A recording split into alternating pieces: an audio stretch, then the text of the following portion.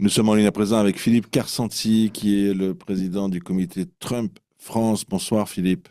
Bonsoir, est-ce que vous me voyez? Philippe, est-ce que vous m'entendez? Moi, je vous entends. Parfait. Euh, alors il y a quelque chose d'extraordinaire, c'est que vous étiez notre invité il y a quelques jours de ça. On a parlé de la prise de pouvoir de Donald Trump. Vous allez voir, vous allez être très surpris. Il va faire des choses qui sont incroyables. Je connais l'administration, la nouvelle administration, je leur ai parlé. Vous allez être très surpris. Mais là, il a passé toutes les, tous les pronostics. Effectivement, c'est une chance inouïe d'avoir cette administration aujourd'hui aux États-Unis, qui est vraiment un allié indéfectible d'Israël, mais surtout qui est en mesure de changer tout le paradigme et tous les calculs politiques qui étaient faits depuis 70 ans. C'est-à-dire que pendant 70 ans, on nous a raconté qu'il y avait un peuple palestinien, qu'il fallait négocier avec, qu'il fallait essayer de trouver une solution.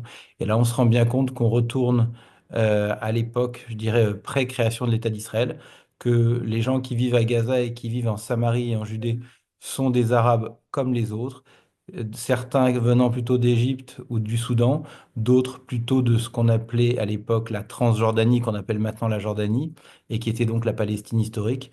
Donc en fait, on peut s'attendre plutôt à un rapatriement de ces gens-là dans leur pays, entre guillemets, d'origine. Donc c'est une nouvelle orientation.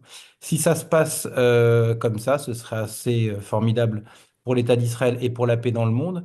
Maintenant, il y a une autre solution qui est aussi envisageable, c'est que les pays arabes s'investissent et soutiennent l'administration américaine dans sa volonté de totalement déradicaliser la région. Et à ce moment-là, si l'Arabie saoudite, l'Égypte, la Jordanie décident de vraiment s'investir et d'arrêter cette haine antisémite, haine anti-israélienne, alors à ce moment-là, peut-être que les Arabes pourront rester sur place.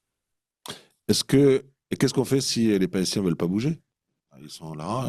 Ah, écoutez, vous savez, moi j'ai toujours eu l'habitude de dire, nous les Juifs séfarades, on a fait 2 ou 3 000 kilomètres pour venir habiter en France, par exemple. Pour certains, on a été quasiment expulsés d'Algérie, hein, la valise ou le cercueil. Eux, on leur demande simplement de bouger de 20 ou 30 kilomètres pour vivre en paix. Je crois que c'est une solution assez appréciable. Réfléchissez bien, le 7 octobre a totalement changé le paradigme, a totalement changé la perception des Israéliens de leurs voisins. Donc maintenant, il est inenvisageable pour tout Israélien, je dirais, avec une certaine, je dirais, certaine réflexion, d'envisager de vivre avec des gens à côté d'eux, si proches d'eux, et avec une capacité étatique, c'est-à-dire une capacité militaire et une capacité de nuisance. Donc là, aujourd'hui, le paradigme a changé, tout a changé, le monde a changé. Euh, L'ONU ne veut plus rien dire. Le Conseil de sécurité ne veut plus rien dire. L'Assemblée générale de l'ONU ne veut plus rien dire. Vous avez l'Arabie saoudite à la à la tête de la Commission des droits de l'homme, l'Iran à la tête, enfin, à la Commission des droits des femmes. Bientôt, on aura l'Afghanistan aux droits des enfants, si vous voulez, des petites filles. Donc voilà, donc l'ordre international est totalement bousculé et Donald Trump en prend conscience et en tire des conclusions. Qu'est-ce que vous pensez de cette hypothèse qui, paraît-il, est presque majoritaire parmi les journalistes en Israël? Vous allez me dire, je pense, puisque vous êtes le président du comité Trump France, j'imagine, que vous allez me dire, je pense qu'ils sont tous de gauche. OK. Alors, après, ils ont une autre idée. Ils disent, c'est probablement un moyen de faire pression sur les pays arabes pour qu'ils sortent du bois, pour qu'ils prennent leurs responsabilités, parce que les Gazaouis bougeront pas. Alors, c'est aussi une éventualité, mais il faut comprendre qu'en fait, dans ce genre de deal, il y a deux possibilités. Ou bien c'est pour sortir du bois et pour leur dire, faites quelque chose, prenez vos responsabilités, arrêtez l'incitation à la haine et éduquez le peuple vers la paix.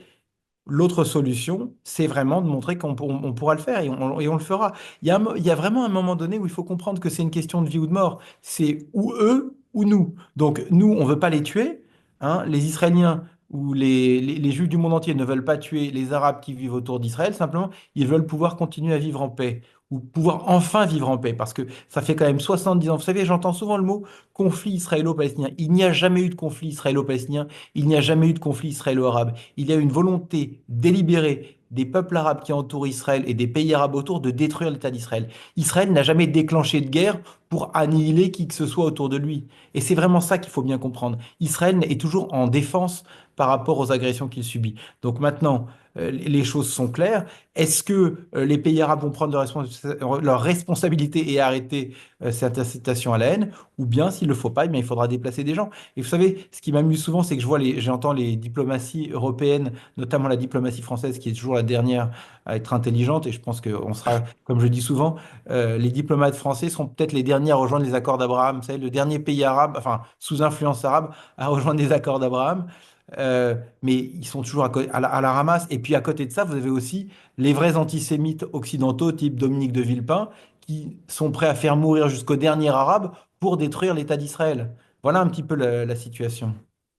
Philippe Carsanti, je rappelle que vous êtes le président du comité Alors des... le porte-parole. Ah, porte-parole. Alors, je vous dis franchement, je me suis dit, si ça se trouve, il va me reprendre. Le porte-parole, donc, du comité Trump France. Et je vous remercie d'avoir Toujours été un là, plaisir. Radio Shalom. Bonsoir à vous. Bonsoir.